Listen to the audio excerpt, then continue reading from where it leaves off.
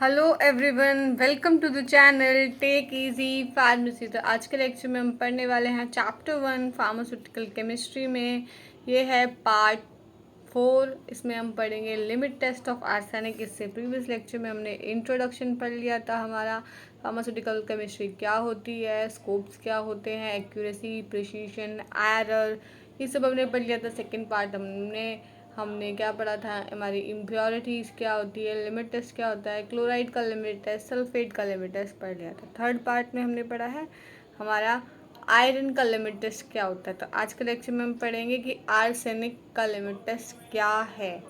ठीक है, video start करने से पहले अगर आपको हमारी वीडियोस अच्छी लगती है तो प्लीज़ लाइक, शेयर, सब्सक्राइब ज़रूर करें और बेल आइकन को ज़रूर से प्रेस करें ताकि आपको हमारी सभी न्यू वीडियोस की नोटिफिकेशन टाइम टू टाइम मिलती रहे। एंड अगर आपकी कोई क्वेरी या डाउट है तो कमेंट सेक्शन में ज़रूर से कमेंट करें, हम आपके कमेंट का रिप्लाई ज़रूर देंगे। तो स्टार्ट करते हैं आज का lecture, limit test of arsenic. तो क्या है limit test of arsenic, principle क्या कहता है। Limit test of arsenic is based on the reaction of arsenic gas with hydrogen ion to form yellow stain on mercury chloride paper in the presence of reducing agent like potassium iodide. It is also called as Gudget test and require special apparatus. मतलब क्या है, limit test है जो हमारा arsenic का, वो based होता है एक रिएक्शन पे। किस किस की रिएक्शन होती है, आर्सेनिक गैस की रिएक्शन होती है हाइड्रोजन आयन पे, और वो क्या फॉर्म करती है, येलो स्टेन फॉर्म करती है मर्क्यूरी क्लोराइड के पेपर पे। किसके प्रेजेंस में फॉर्म करती है, कि जो प्रेजेंस होती है रिड्यूसिंग एजेंट्स की, जैसे कि पोटेशियम आयोडाइड हो गया। ठीक है, इसके लिए हमें एक स्पेशल एपरेटस का क्या होती है, स्पेशल एपरेटस की ज़रूरत होती है। उसका नाम क्या है, गज़ट, और इसलिए इसको हम नाम दे देते हैं गज़ट टेस्ट के नाम से भी ये जाना जाता है, और ये बहुत इंपॉर्टेंट है एग्ज़ाम पॉइंट ऑफ व्यू से। आगे क्या लिखा, arsenic present as arsenic acid in the sample in reduced to arsenious acid by reducing agent like potassium iodide, stannous acid, zinc hydrochloride, chloric acid etcetera. मतलब जो हमारा arsenic होता है वो प्रेजेंट होता है आर्सेनिक एसिड की फॉर्म में सैंपल में, जो कि रिड्यूस हो जाता है आर्सेनियस एसिड के तौर पे। और किसकी वजह से, रिड्यूसिंग एजेंट की वजह से, जो कि कौन कौन से हमारे पोटेशियम आयोडाइड है, स्टेनस एसिड है, जिंक हाइड्रोक्लोराइक एसिड है। ठीक है, ये हमारी रिएक्शन है, आर्सेनिक एसिड है। ठीक है, फिर आर्सेनिक एसिड की रिएक्शन कराई गई, वो क्या बन गया, आर्सेनियस एसिड। ठीक है, फिर आर्सेनियस एसिड की रिएक्शन कराई गई हमारी हाइड्रोजन गैस से, तो क्या बन गया, आर्सीन गैस रिलीज हो गई। ठीक है, फिर क्या है, The depth of yellow stain on mercury chloride paper will depend upon the quantity and quality of arsenic present in the sample। जो हमारे डेप्थ होगी येलो स्टेन की मर्क्यूरी क्लोराइड पेपर पे, वो किस पे डिपेंड करेगी, कि उसके ऊपर जो उसके अंदर जो क्वांटिटी और क्वालिटी कितनी अच्छी है आर्सेनिक की सैंपल में, इस सब चीज़ों पे ये क्या होगी, डिपेंड होगी। ठीक है, फिर क्या, गजेट टेस्ट और एपरेटस क्या होता है। क्या, a white mouth glass bottle which is capable of holding 120 ml of capacity is fitted with a rubber bunch through which a glass tube is pass. मतलब एक वाइट माउथ ग्लास बॉटल है जो कि capable है, hold कर सकती है 120 ml की उसकी कैपेसिटी है, वो फिट होती है एक रबर बंद से। ठीक है, जो, और उस रबर बंद में क्या होता है, ग्लास ट्यूब होती है जो कि पास हो रही होती है। ठीक है, ग्लास ट्यूब जो कि किससे बन के मिली हुई होती है, ऑर्डिनरी ग्लास से मिल के बनी हुई होती है। वो ऑर्डिनरी जो ग्लास होता है उसकी लेंथ होती है 200 mm, और उसका जो इंटरनल डायामीटर होता है वो होता है 6.5 mm, और उसके अंदर एक होल भी होता है जो कि 2 mm से कम नहीं होना चाहिए साइज़ में। ठीक है, जो कि कहाँ होता है, कॉन्स्ट्रक्टेड पार्ट पे। और उसके अंदर क्या होता है, व्हेन द बंज is, यहाँ पे इज आएगा, sorry, bunch is inserted in the bottle, the constricted end of the tube is placed above the liquid। जब उसके अंदर बंच को हम इंसर्ट करेंगे, जो बॉटल का जो कॉन्स्ट्रिक्टेड एंड है वो ट्यूब के ऊपर प्लेस कर दिया जाएगा, जिसके अंदर क्या, अबव लिक्विड है। ठीक है, a piece of mercury chloride paper is place on the top of the bunch and another bunch is place over it. और जो पीस है हमारा मर्क्यूरी क्लोराइड पेपर का, वो हम कहाँ प्लेस करेंगे, हमारे बंच के टॉप पे, और उसके ऊपर एक और बंच को प्लेस कर देंगे। ठीक है, they are secured with the help of spring clip. और ये दोनों को हम कैसे सिक्योर करेंगे, एक स्प्रिंग क्लिप की हेल्प से हम दोनों को सिक्योर कर देंगे।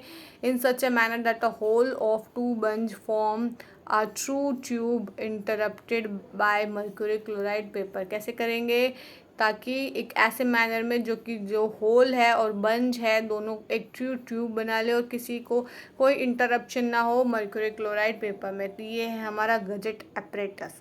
ध्यान से देख लो, यहाँ पे है हमारा HgCl2 पेपर, मतलब हमारा मर्क्यूरी क्लोराइड का पेपर। यहाँ पे है हमारे लेड एसीटेट वुल, ये है हमारी क्लिप यहाँ पे, ठीक है। ये है हमारी ग्लास बॉटल, यहाँ पे ये होल प्रेजेंट है, ठीक है। अब है हमारा प्रोसीजर, तो क्या क्या हम स्टेप्स फॉलो करेंगे इसके अंदर कुछ स्टेप्स हैं परफॉर्म करने के लिए। तो स्टेप 1 क्या है, the test solution is prepared as prescribed in the monograph and placed in the white mouth glass water. मतलब कि जो टेस्ट सॉल्यूशन है उसको हम प्रिपेयर करेंगे जैसे कि हमारा प्रेस्क्राइब है हमारे मोनोग्राफ में, हमारे इंडियन फार्माकोपिया में, उसके अकॉर्डिंग उसको हम प्रिपेयर कर लेंगे और प्लेस करेंगे एक वाइट माउथ ग्लास बॉटल जो भी हमने दिखाई गजेट एपरेटस, उसके अंदर उसको प्लेस कर देंगे, ठीक है। फिर उसके अंदर क्या डालेंगे, स्टेनस क्लोराइड या फिर जिंक को ऐड करेंगे उस ग्लास में और उसको पोजीशन कर देंगे, मतलब उस एपरेटस को फिक्स कर देंगे, ठीक है। फिर क्या करेंगे, उसको रिएक्शन को क्या करेंगे, the reaction is allowed to proceed for 40 minutes. Reaction को प्रोसीड करने देंगे 40 मिनट्स तक। स्टेप 3 में क्या करेंगे, the yellow stain is produce at the mercuric chloride paper if arsine is present in is compared by day light with standard solution in an identical manner. मतलब फिर क्या होगा, जो येलो स्टेन है वो प्रोड्यूस हो जाएगा मर्क्यूरिक क्लोराइड पेपर पे, और अगर उसके अंदर आर्सेन है प्रेजेंट है उसको हम कंपेयर करेंगे डे लाइट में स्टैंडर्ड सॉल्यूशन में एक आइडेंटिकल मैनर में, ठीक है। स्टेप 4 में क्या करेंगे, in comparison of the stain is made immediately after the completion of the test. और जो हम कंपेयर करेंगे दोनों स्टेन को वो हमें इमीडिएटली करना है जब हम उस टेस्ट को कंप्लीट कर लेंगे तो, ठीक है। तो क्या ऑब्जर्वेशन, हमने क्या ऑब्जर्व किया, हमारे एक्सपेरिमेंट को परफॉर्म करने के बाद में हमने ऑब्जर्व किया, by matching the intensity and the depth of yellow stain present on the mercury chloride paper the proportion of arsenic in the given sample is estimated. हमने मैच करी इंटेंसिटी और डेप्थ हमारे येलो स्टेन की जो present कहाँ पे थी, हमारी मर्क्यूरी क्लोराइड पेपर पे, और जो प्रोपोर्शन था आर्सेनिक का गिवन सैम्पल में वो हमने एस्टिमेट कर लिया, ठीक है। ये यहाँ पे हमारी इमेज है, ये देखो ये मर्क्यूरी क्लोराइड पेपर है 2, ये है हमारा स्टैंडर्ड वाला, ये है हमारा टेस्ट वाला। तो हम दोनों को क्या करेंगे, हम दोनों को कंपेयर करेंगे, इनकी इंटेंसिटी को चेक करेंगे कि कौन पे कैसा स्टेन है। अगर ये जो स्टेन है ये टेस्ट सैंपल का अगर इससे ग्रेटर हो जाएगा तो हमारा सैंपल क्या हो जाएगा, सैंपल टेस्ट को फेल कर देगा, ठीक है। और यही अगर इसकी इंटेंसिटी इस हमारे स्टैंडर्ड सॉल्यूशन से कम होगी, येलो स्टेन कम होगा, तो हमारा सैंपल क्या हो जाएगा, पास हो जाएगा, ठीक है। फिर क्या है, प्रिकॉशंस क्या लेनी चाहिए हमें ये टेस्ट परफॉर्म करते हुए, कुछ प्रिकॉशनरी मेजर्स हमें लेने पड़ते हैं, तो वो कौन कौन से हैं। HgCl2 paper should be protected from sunlight during the test to avoid light to और नो स्टेन। मतलब कि जो हमारा मर्क्यूरी क्लोराइड का जो पेपर है वो हमें प्रोटेक्ट करके रखना पड़ता है सनलाइट से जब हम टेस्ट को परफॉर्म करते हैं, ताकि जो हमारा स्टेन आया है हमारे मर्क्यूरी क्लोराइड पेपर पे वो नो स्टेन में ना बदल जाए, क्योंकि वो सनलाइट में आने के बाद में क्या होता है, जो उसका जो स्टेन होता है वो फेड हो जाता है या फिर दिखता ही नहीं है, ठीक है। तो हमें उसे सनलाइट से प्रोटेक्ट करना है। फिर क्या है, the standard and the test stain should be compared immediately as they fade out with time. और जो स्टैंडर्ड और टेस्ट स्टेन है उन्हें हमें इमीडिएटली कंपेयर करना पड़ता है, क्योंकि टाइम के साथ साथ वो क्या हो जाता है, फेड अवे हो जाता है, ठीक है।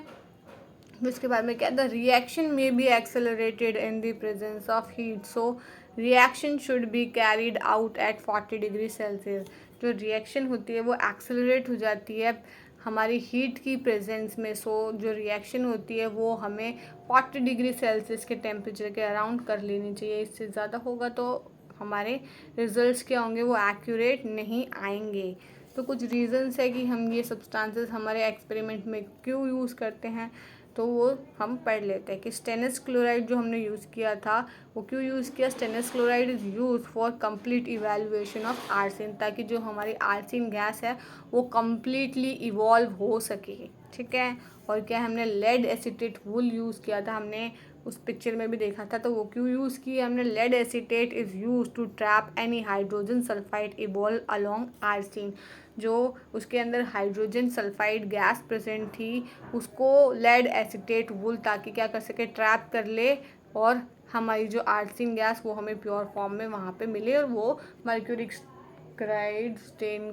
क्लोराइड पेपर को क्या करे, स्टेन करे, ठीक है। तो ये था हमारा limit test of arsenic. Last हमारा बच्चा है limit test of heavy metal, वो हम नेक्स्ट लेक्चर में कवर कर लेंगे, ठीक है। तो आज का लेक्चर हम यहीं पे एंड करते हैं। आई होप आपको वीडियो अच्छी लगी होगी, लेक्चर समझ में आया होगा, और वीडियो हेल्पफुल लगी हो तो प्लीज़ लाइक शेयर सब्सक्राइब ज़रूर से करें, एंड हमारे चैनल को सपोर्ट ज़रूर करें, एंड बेल आइकन को भी ज़रूर प्रेस करें ताकि आपको हमारी वीडियोस की notification time to time available हो। एंड कोई आपकी क्वेरी डाउट वगैरह हो तो आप हमारे कमेंट सेक्शन में ज़रूर से कमेंट कर सकते हैं, हम आपके कमेंट्स का रिप्लाई ज़रूर करेंगे। एंड वीडियो अच्छी लगी हो तो सपोर्ट करें, एंड थैंक्स फॉर वॉचिंग।